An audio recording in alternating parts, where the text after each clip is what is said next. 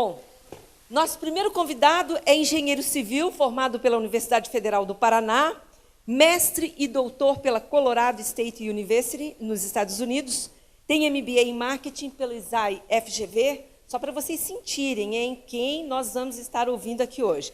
Ele é professor de graduação, pós-graduação e mestrado há mais de 30 anos, uma super experiência. É funcionário de carreira da Copel e diretor-presidente do IES, que é o Instituto Hermínia Santana. Olha que bacana esse instituto, um centro avançado de estudos do futuro, da inovação e da qualidade total. O IES é uma casa do saber, um ambiente para abandonar os vícios de rotina que às vezes a gente tem e respirar novos ares que favoreçam o desenvolvimento humano e empresarial e uma percepção mais aguçada do mundo à nossa volta. Então, além disso, o professor Rui, que vai participar conosco aqui agora, Rui Santana, é um grande apaixonado por viagens, principalmente por viagens de moto. Desde 2007, o Rui vem desbravando a América Latina a bordo da sua BMW. Nós vamos ver aqui algumas imagens. E uma das viagens mais marcantes que ele fez foi entre Curitiba e Nashville, nos Estados Unidos. Foram simplesmente, sabe quantos quilômetros?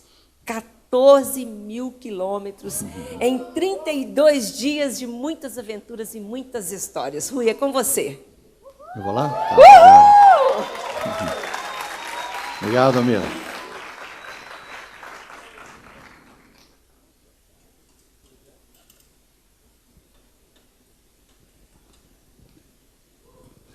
Vocês vejam que ser velhinho tem algumas vantagens, né?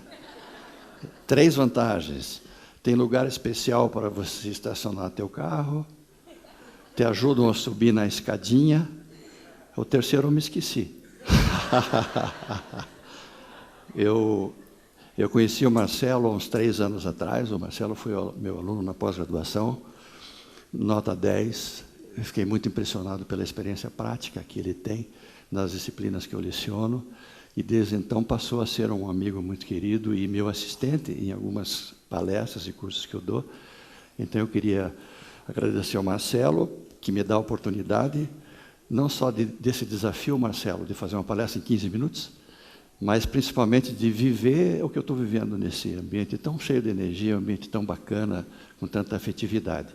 Obrigado. Bem, obrigado, pessoal. Quando a gente fala em viagens, tem 2 palavras que estão sempre juntos, e a Mira falou isso muito bem, são experiências e conhecimento. Seja a viagem de motocicleta, seja a viagem de bicicleta, seja a viagem na cabine de um 777, como o comandante Fábio Jutzi faz todas as semanas. Aliás, um próximo convidado, né, Marcelo, aqui do Inktok, seja a bordo de um Boeing, seja de bicicleta, seja a pé, essas 2 palavras estão sempre juntas. Tenho 3 histórias rápidas para contar. A primeira história envolve o Dalai Lama. Eu tenho um filho que é budista já há muitos anos, e minha irmã também é budista. Eu não sou budista, mas gosto muito do Dalai Lama e das suas reflexões. E mesmo quem não é budista, tem que ver o Dalai Lama como o Prêmio Nobel da Paz. E eu sempre, nas minhas viagens, levo este livrinho. É um livro de bolso pequenininho. E esta primeira história que eu queria contar para vocês acontece na fronteira da Argentina com o Chile. E as coisas mais assim trabalhosas na viagem é você gerenciar o teu estresse e a tua paciência para passar nas fronteiras, que tudo pode acontecer. E nessa fronteira, nós estávamos nessa viagem 5 motos. E para o nosso azar, antes da gente chegar, chegou um ônibus com 40 pessoas. Logo, um local que não tinha fila, de repente ficou uma fila enorme. E 2 horas depois, a gente, então, chegou a nossa vez de carimbar lá os passaportes, e o oficial lá da fronteira estava muito irritado, muito estressado, e perguntou: onde estão as motos? E nós falamos: as motos estão lá, uns 30, 40 metros do local. Ele ficou irritadíssimo, gritou conosco e falou: ninguém autorizou vocês a colocar as motos lá, Portanto, imediatamente tragam as motos para cá. E a gente trouxe as 5 motos, e ele começou, então, a examinar o interior, o que a gente estava levando. Ele começa com a primeira moto e examina tudo. A segunda moto é minha. E ele abre o bauleto, como a gente chama, né? Ele abre aquela caixa de trás, e a primeira coisa que ele encontra é esse livrinho, em cima, que está sempre comigo. E ele abre, e está lá dia 19 de janeiro. Eu me lembro bem que era aniversário do Renato, um amigo nosso que viaja junto. E então ele abre o livrinho, na fitinha vermelha, no dia 19, e leu. E daí eu perguntei para ele, você compreende o que está escrito? Porque ele fala espanhol, e o livrinho é em português. E ele disse assim, eu compreendo, sim. Fechou o livrinho e disse, vocês estão liberados. Então, vocês vejam o poder da palavra do Dalai Lama, né? Que faz com que um cara que está estressado, irritado, imediatamente muda. E, com certeza, vocês querem saber o que estava escrito, né? No dia 19 de janeiro. Ok? Veja que bacana, né? Para praticar com sucesso a generosidade e o dom, é necessário possuir previamente uma disciplina ética, certa perspectiva e princípios. A generosidade. Então, ele foi tocado, né, por essa mensagem tão bacana do Dalai Lama. A segunda história que eu quero contar para vocês é relativa à nossa última viagem. Eu morei muitos anos nos Estados Unidos, morei 5 anos lá. E sempre tive esse sonho, esse desejo de ir de moto, de Curitiba, da Vila Isabel, até os Estados Unidos. Então, em 2013, eu e meu amigo Juliano fomos. E há uns 20 anos atrás, mais ou menos, teve 2 pessoas de Curitiba que foram até o Alasca. Hoje é uma coisa mais ou menos comum, mas naquela época era uma coisa muito interessante, muito difícil, e eles escreveram um livro. E eu estava ansioso para conhecê-los, porque eu queria fazer um pedaço dessa viagem, fui falar com o Dr. Clodoaldo, que foi quem escreveu o livro. Disse, Clodoaldo, poxa, eu queria tanto fazer essa viagem, qual é a dica que você me dá? Ele disse, não faça. Eu digo, como não faça? Não, é muito difícil, você vai ver na América Central, você vai ser extorquido, achacado, não faça. O que valeu para mim, ele me contou, quando eu entrei nos Estados Unidos, eu cheguei nos Estados Unidos, veio uma funcionária lá da imigração, loira, de olhos azuis, e disse, welcome. Ou seja, o cara chegou no paraíso, certo? Enfim, e essa era a minha expectativa, pessoal, de chegar nos Estados Unidos. Eu tinha certeza que eu ia chegar nos Estados Unidos, e alguém ia dizer, welcome, professor Rui, que bom que você voltou, né? Enfim, e, curiosamente, foi a experiência mais... não quero usar a palavra dramática, porque eu estaria exagerando, mas mais marcante de todas as viagens que eu já fiz. Só para vocês perceberem, a gente entrou naquele cantinho ali, entre o México e os Estados Unidos, numa cidade que se chama Matamoros, no México, e nos Estados Unidos chama-se Brownsville. A fronteira ali é separada pelo Rio Grande, né? E essa é a fronteira. Nós chegamos tarde, tipo 11h30 da noite, eu e o Juliano. Ali está escrito, a Brownsville Veterans Port of Entry. Ali você entra nos Estados Unidos e você passa por 3 barreiras. A primeira barreira é a cancela. Pô, tem uma cancela, gozada, nos Estados Unidos. Já, abre a cancela e tá. E o que ele vê são os documentos da moto. A segunda parada é o pessoal com os cães farejadores. Também não tem problema. A terceira é o agente da imigração que autoriza ou não você entrar nos Estados Unidos, né? É o cara que vai pegar o teu passaporte, pá, vai carimbar e entrar. E, para minha surpresa, não tinha loira nenhuma, mira. E tinha um agente da imigração muito mal-humorado, irritadíssimo, e a primeira pergunta que ele fez foi, o que você veio fazer aqui? De uma maneira super agressiva. Eu disse, senhor, eu estou vindo de Curitiba, 14 mil quilômetros, né? Ele não se sensibilizou e eu falei para ele, eu tenho um visto, senhor, de entrada nos Estados Unidos. E ele gritou comigo e falou assim, não vou gritar com vocês, o visto é só um convite, um invitation. O visto não garante que você entre nos Estados Unidos. E esse cara, então, vocês vejam, 6 meses de planejamento, 14 mil quilômetros, aquelas coisas todas que me falaram que iam acontecer na América Central, não aconteceram. E este cara, naquele momento, ele tem o poder nas mãos de dizer, você não entra nos Estados Unidos. Ou seja, ele tinha o poder de negar. E isso é uma coisa que a gente vê bem e quem viaja muito percebe, como o pessoal da fronteira ou pode te ajudar, ou pode te atrapalhar. Então ele olhou para um coroa desses 100 e poucos anos nas costas, que faz 14 mil quilômetros durante um mês, e ele olhou para mim e disse, você não vai entrar. Né?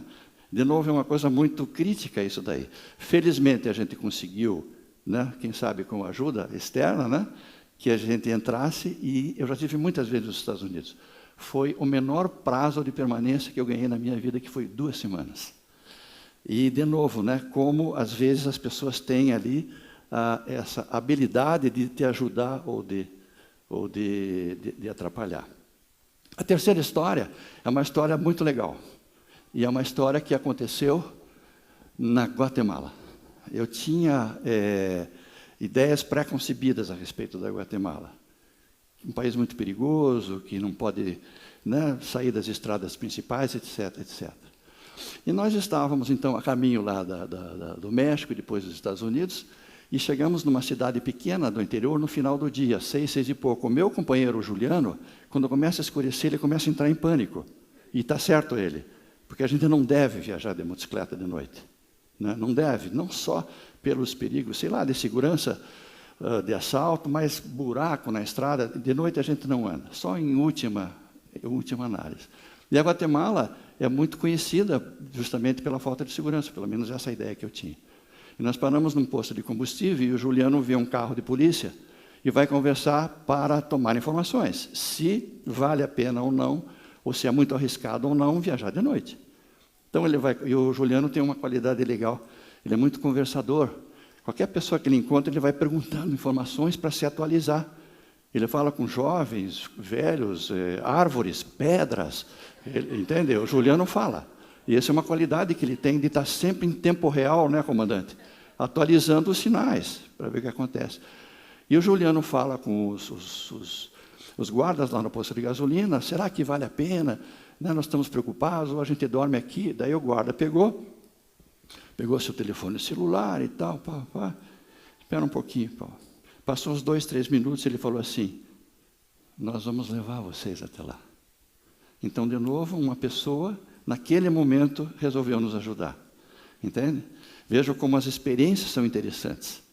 Tem uma pessoa que dá para si o poder de te complicar, e tem uma pessoa que puxa para si o poder de te ajudar. Então, nós fomos escoltados por 40 quilômetros, com um carro de polícia à noite na Guatemala, e disse, olha, a nossa jurisdição termina aqui daqui a 20 quilômetros.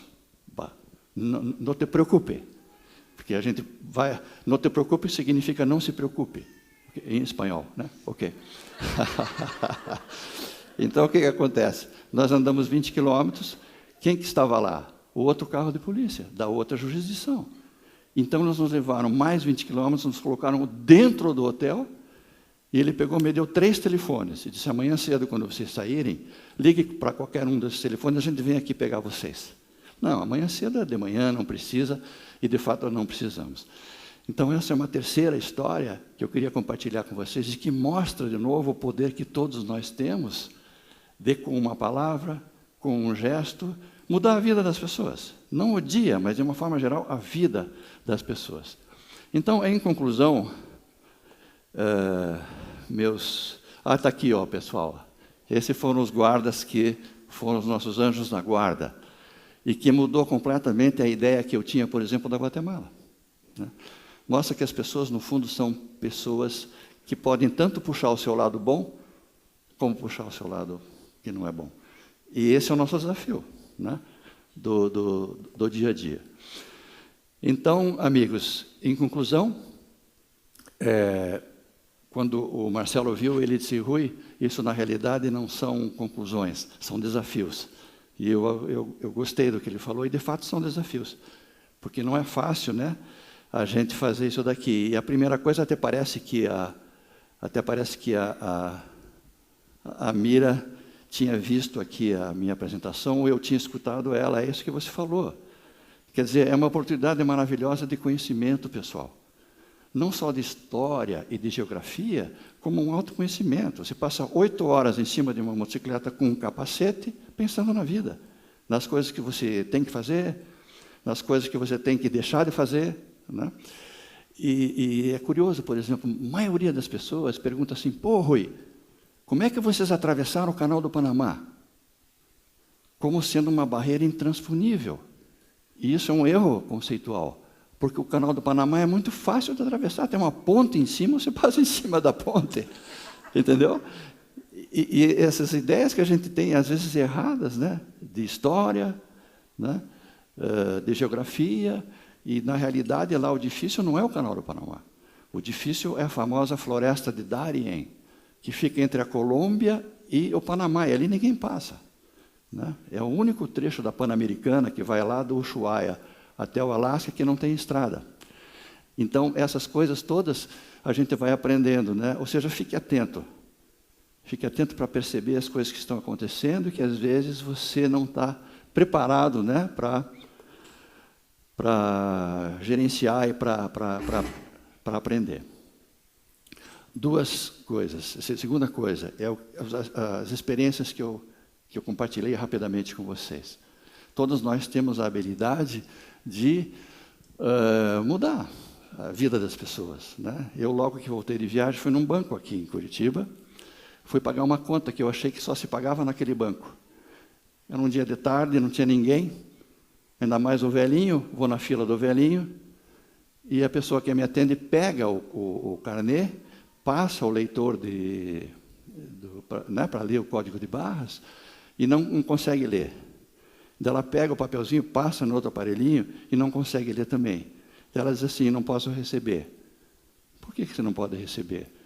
Não, porque não consegue ler. Eu digo, eu sei, mas por que você não faz como eu faço? Tem uns numerozinhos embaixo do código de barras que você pode simplesmente digitar. E ela não digitou. Entende? Então, essas pequenas coisas que a gente vê no nosso dia a dia, não só na fronteira, né, de um país para outro, mas que a gente pode, de fato, facilitar. E uma coisa que me encantou hoje, aqui com vocês, o traço comum de todos vocês, que eu percebi imediatamente, é a receptividade, é o afeto, é o sorriso, né? Isso é uma coisa muito, muito legal, né? Ou seja, e vale para todos nós. Por isso que o Marcelo diz, Rui, isso aqui é um desafio, não é uma conclusão. E eu concordo. Quantas vezes a gente, né, põe para fora o nosso lado inspetor americano que não quer deixar você entrar, certo? E quantas vezes a gente tem o nosso outro lado que diz, pô, eu vou te ajudar, cara. Dou nada, né? E a terceira conclusão é, seja grato às pessoas. Opa, como é que volta? Bem, não importa, né? Seja grato às pessoas que te ajudam, em todos os sentidos. E sempre tem gente que está te ajudando, né? É o mecânico que conserta o pneu da tua motocicleta, é o garçom que te recebe com um sorriso, né? É o policial que diz, eu vou te ajudar. Então, essa gratidão é uma coisa que tem que estar presente sempre na nossa vida. Ninguém faz nada sozinho, principalmente numa viagem disso daí. Uma viagem de 14 mil quilômetros. Bem, e principalmente os preconceitos. Eu fiz uma viagem agora, tem 2 amigos que estão indo para o Alasca. 2 médicos, o Sérgio Pitac e o Carlos Miller. Hoje eles estão entrando na Nicarágua. E com os tablets e tal, a gente acompanha em tempo real onde é que eles estão. Eu e o Juliano fomos com ele um pedaço da viagem e voltamos. E pela primeira vez de todas as viagens que eu fiz, eu fiquei doente.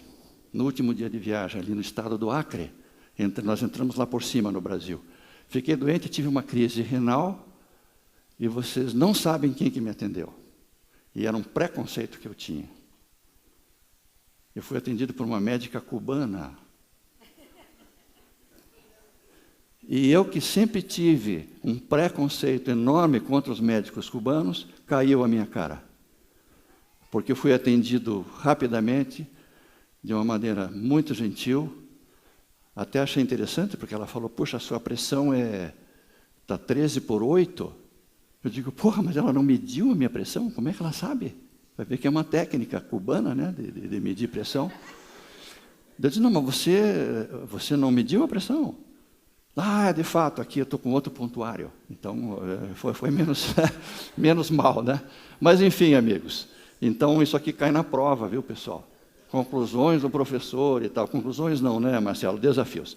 E, para encerrar, então, agora sem nenhum comentário, eu vou passar algumas fotos que a gente tirou e que mostram um pouco da nossa vivência e, principalmente, das coisas que a gente aprendeu e sempre está aprendendo.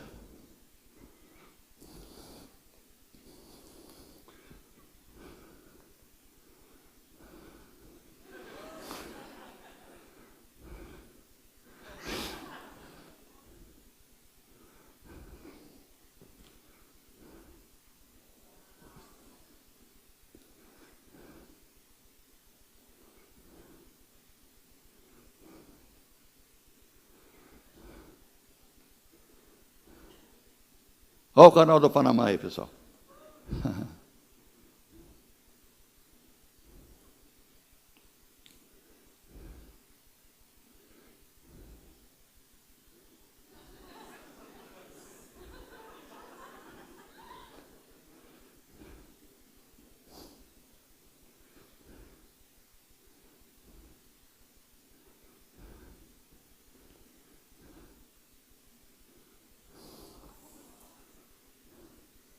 México.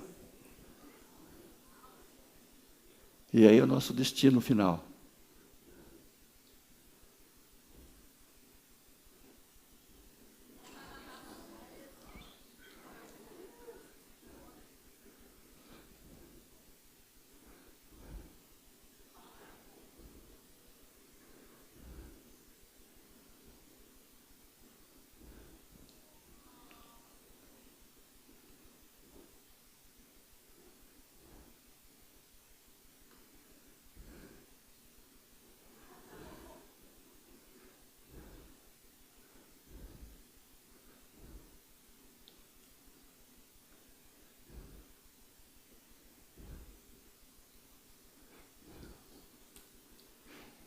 E esse último slide, vamos ver se vocês prestaram atenção aqui na aula do professor Rui. Esse último slide foi tirado no Equador. Nós paramos para fazer um lanche e essa é a foto. Você tem duas irmãs gêmeas. Uma é evangélica e a outra não é. Porra, genial! Não é genial essa daqui?